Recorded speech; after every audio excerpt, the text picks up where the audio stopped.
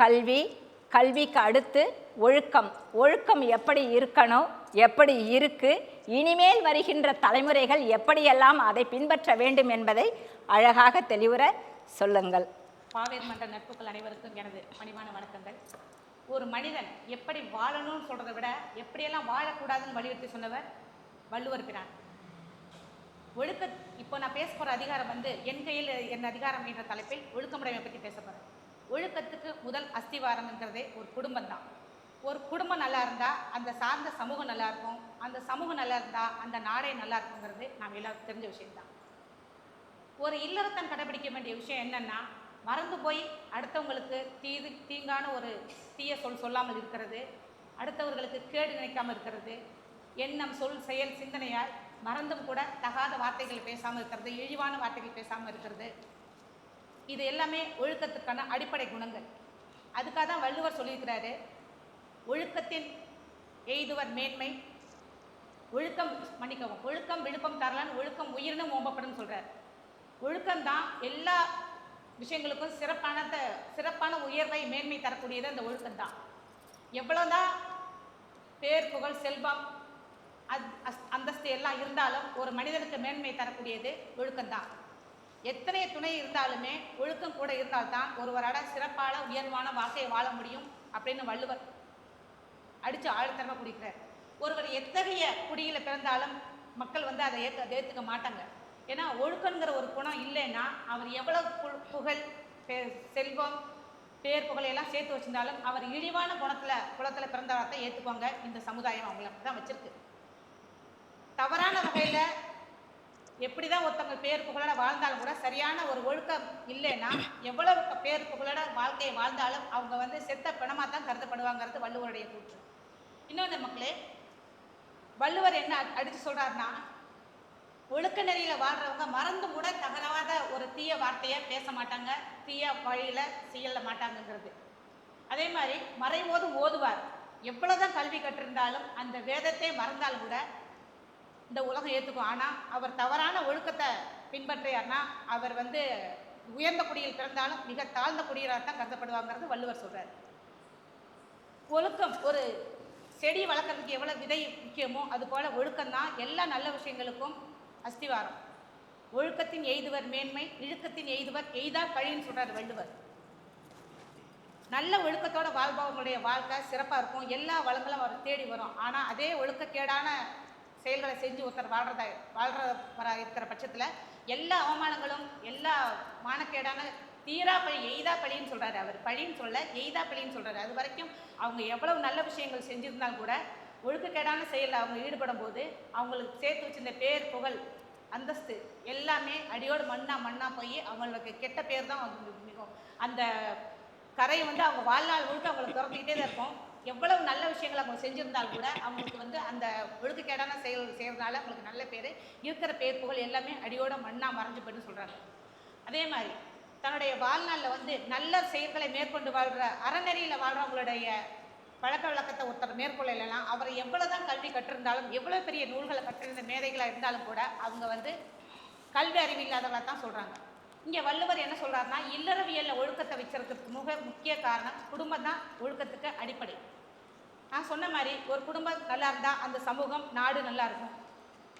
ஒருத்தன் உயர்வு பெறுறதுக்கு சிறப்பு அடைகிறதுக்கு காரணமே ஒழுக்கம்தான். மனைவி மக்கள் பேர் புகழ் சொந்தம் செல்வாக்கு ஆடம்பரமான வாழ்க்கை இது எல்லாமே விழுப்பம் தரலாங்கிற ஒழுக்க வழியில் வாழ்ந்தால் எல்லாமே கிடைக்கும். இந்த உலகத்தில் திரும்ப கிடைக்க முடியாத ஒரு விஷயம் என்னென்னா ஒழுக்கம் உயிர் மட்டும்தான். அதனால ஒருத்தங்க உயிர் போகிற நிலைமை வந்தாலும் கூட ஒழுக்கத்தை கடைப்பிடிச்சு வாழுங்கிறது வள்ளுவருடைய வாதம். ஒருவருக்கு உயிரா ஒழுக்கமா அப்படின்னு கேட்டனாக்கா உயிரை விட ஒழுக்கம்தான் அப்படிங்கிறது வள்ளுவருடைய கூற்று. எவ்வளவு கஷ்டங்கள் வந்தாலும் ஒழுக்கத்தை பேணி பாதுகாக்கின்றது தான் இங்கே வள்ளுவர் நமக்கு சொன்ன அறிவுரை. இந்த உலகத்தில் வள்ளுவர் திரும்ப திரும்ப சொல்கிற விஷயம் அடிப்படை ஒழுக்கம்தான். பிறர் பொருளை ஆசைப்படாமல் இருக்கிறது, மறந்து கூட யாருக்கும் தீங்கு செய்யாமல் இருக்கிறது, புறங்கூறாமை, இதெல்லாமே வள்ளுவர் நமக்கு சொல்லிக் கொடுத்த அடிப்படை ஒழுக்கங்கள். விஞ்ஞான வளர்ச்சியில் இனி உடலை விட்டு போகிற உயிரை கூட கண்டுபிடிக்கிறதுக்கு இனி விஞ்ஞானம் வளரலாம், ஒரு காலத்தில் பின்னாடி வளரலாம். ஆனால் ஒழுக்கங்கிறது போச்சுன்னா ஒருத்தங்களுக்கு கடைசி வரைக்கும் வரவே வராது. ஒருத்தர் ஒழுக்கம் தவறிய ஒருத்தர் இறந்துட்டானாக்கா அவன் அழுக போகிறது கிடையாது, அவனை சார்ந்தவங்க தான் அழுகுவாங்க. ஆனால் ஒழுக்கம் தவறுனா அவனுடைய வாழ்நாள் முழுக்க அவனுடைய அந்த கரையோடைய அந்த கெட்ட பேரோட தான் வாழ்ந்துட்டு இருக்கணும். அதனால நம்ம எதிர்கால சந்ததிக்கு நம்ம சேர்த்து வைக்கிறது வங்கியில் பணம் கிடையாதுங்க. நம்மளுடைய பெரியவங்க விட்டுட்டு போன அறநெறி, அந்த ஒழுக்கமான வாழ்க்கை நெறிமுறைகளை நம்ம எதிர்காலத்துக்கு சொல்லித்தரது தான் நம்ம கடைப்பிடிக்க வேண்டிய முக்கியமான வாதம் நான் சொல்கிறேன். அதனால வள்ளுவர் விட்டுட்டு போன அந்த 10 அறநெறிகளையும் நாம் மேற்கொள்றதோட நம்ம சந்ததிகளுக்கும் கொண்டு கொடுத்து எல்லாரும் வாழ்நாள் இறுதி முறையில் எப்பொழுதுமே ஒழுக்கத்தை பின்பற்றி வாழுங்கிறது தான் என்னுடைய கூற்று. வாய்ப்புக்கு நல்லதொரு வாய்ப்பு தந்த அனைவருக்கும் நன்றி தெரிவிக்கிறேன். அருமை அருமை, மிகவும் அருமையாக ஒழுக்கத்தை பற்றி, ஒழுக்கம் உயிர் இரண்டும் மனிதனுக்கு ரொம்ப அத்தியாவசியமானது, இது இல்லைன்னா அவனை மனுஷனே சொல்ல முடியாது அப்படின்னு மிக அழகாக அவருடைய கருத்துக்களை மிக அருமையாக இந்த மன்றத்தில் பதிவு செய்தார். விதித்தன செய்தலும் விளக்கின ஒழிதலும், இதுதான் ஒழுக்கம். எதெல்லாம் செய்யணும், எதையெல்லாம் செய்யக்கூடாது என்பதை ஐயன் வள்ளுவன் அன்றே நமக்கு வகுத்து வகுத்து வகுத்து கொடுத்துள்ளார். அதை நாம் பகுத்து பகுத்து பகுத்து பிரித்து உணர்ந்தால் இன்றைய காலத்தில் எல்லோரும் வள்ளுவரின் குடியில் வந்த வாழ்வியல் சிந்தனைகளை கொண்ட மனிதர்களாக சிறக்கலாம் என்பதே இந்த மன்றத்தின் நோக்கம். அவரை தொடர்ந்து மிகவும் சிறப்பாக உரையாடுவதற்காக அவருடைய கையில் என்ன அதிகாரம் வருகின்றது என்பதை பார்க்கலாம். திருமதி உமாதேவி அவர்களை அன்புடன் அழைக்கிறேன். உங்கள் கையில் என்ன அதிகாரம் வரப்போகின்றது என்று நீங்கள் நினைக்கிறீர்கள்? ஊக்கமுடைமை அதிகாரம், பொருட்பால் 60. பொருட்பாலிலிருந்து அறத்துப்பாலை தொடர்ந்து பொருட்பாலில் உங்களுடைய உரைகளை. ஒழுக்கம், ஒழுக்கத்துக்கு அப்புறம் ஊக்கம். எப்படியெல்லாம் நாம் நம்மளை ஊக்கமாக ஆக்கிக்கலாம், நம்மளுடைய செயல்பாடுகளில் எண்ணம், சொல், செயல் எல்லாவற்றிலும் ஊக்கமுடைமை இருந்தால் நாம் வெற்றி பெறலாம், வாழ்வில் உயரலாம் என்பதை உமாதேவி அவர்கள் ஐயன் வள்ளுவரின் வழி நின்று விளக்கப் போகின்றார். இன்று நான் எடுத்துக்கொண்ட அதிகாரம் திருக்குறளின் பொருட்பாலில் அரசியலியலில் 60வது அதிகாரமான ஊக்கமுடைமை. அதிகாரம் என்றவுடன் நமக்கு அரசாங்கமும் பதவியும் தான் நினைவுக்கு வரும். ஆனால் ஒரு தனி மனிதன் தன் வாழ்வை செதுக்கிக் கொள்ள தேவையான மிக உயரிய அதிகாரம் ஊக்கமுடைமை என்கிறார் வள்ளுவர்.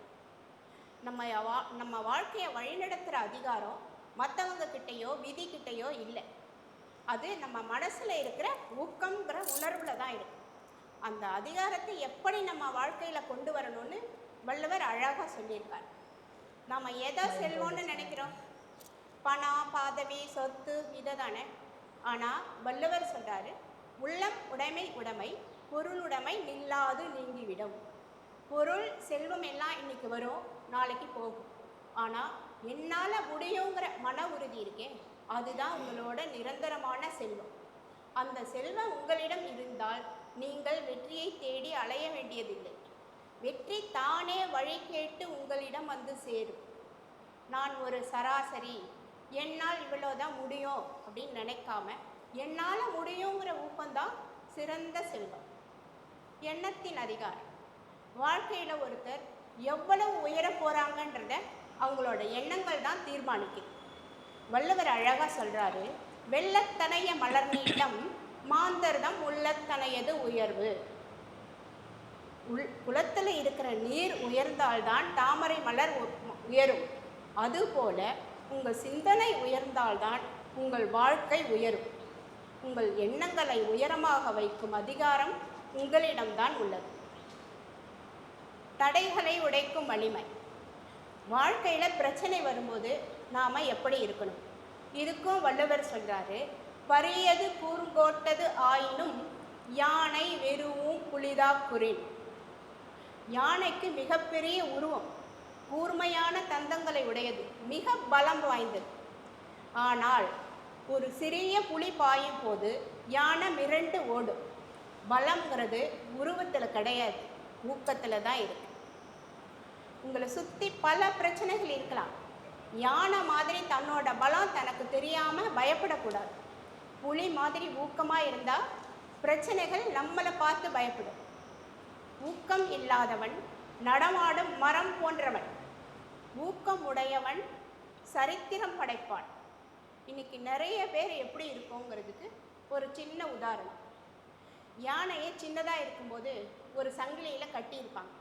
அதால் அப்போ அதுலேருந்து வெளியே வர முடியாது. பெருசானதுக்கப்புறம் ஈஸியாக வெளியே வர முடியும். ஆனால் தோல்வி பயம், வெளியில் வரணும்னு நினைக்க கூட அதால் முடியலை. நாமளும் நம்மளோட பழைய தோல்விகளை நினச்சி அந்த யானை மாதிரி நம்மால் முடியாதுன்னு நினச்சி முயற்சி கூட பண்ணாமல் முடங்கி போயிடுறோம். அந்த சங்கிலியை உடைக்கிற அதிகாரம் ஊக்கத்திடம் மட்டுமே இருக்குது. விதியை மாற்றும் அதிகாரம் நம்மோட கையில் இல்லை. ஆனால் அந்த விதியையே பணிய வைக்கிற ஊக்கம் நம்மிடம் இருக்கிறது. வான்புகழ் வள்ளுவரை போற்றி அவர் காட்டிய வழியில் நடக்க முயற்சிப்போம். நன்றி, வணக்கம்.